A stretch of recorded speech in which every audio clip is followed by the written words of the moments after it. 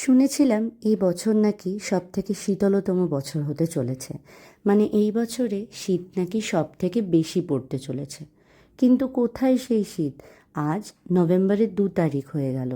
আগের বছর এই সময় একটু একটু ঠান্ডার দেখা কিন্তু অলরেডি দেয়া শুরু করে দিয়েছিল। যাকগে, তোমাদের বলেছিলাম না আমার একটা ডক্টরের টেস্ট আছে অ্যালার্জির কারণে, তো রবিবার দিন সেটাই করতে গেছিলাম।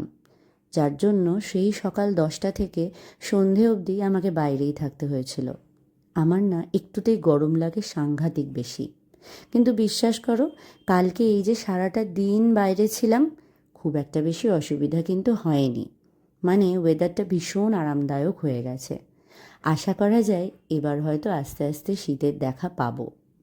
যাকগে, টেস্ট তো করিয়ে এলাম, রিপোর্ট দিতে আরও 10 দিন প্রায়। টেস্ট হয়েছিল আমার 10 থেকে 14 ঘন্টার ফাস্টিংয়ে। প্রচণ্ড খিদে পেয়েছিল, ভাবলাম আজ আর বাড়িতে খাবো না।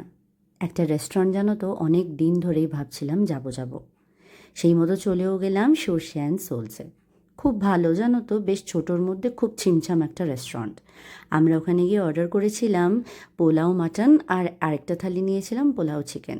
আমার বেশ ভালোই লাগলো। কাল মনে হচ্ছিল আমরা কলকাতা প্রদক্ষিণে বেরোলাম জানো। সেই সাউথ থেকে এদিকে স্প্ল্যানেডে চলে এসেছিলাম ফ্রুট জুসেস খাওয়ার জন্য। তারপরে একটু শপিং করে বাড়ি। তবে বাড়ি আসার পরেও আরেকটা কাণ্ড ঘটিয়েছিলাম, নেক্সট ব্লগে শেয়ার করব।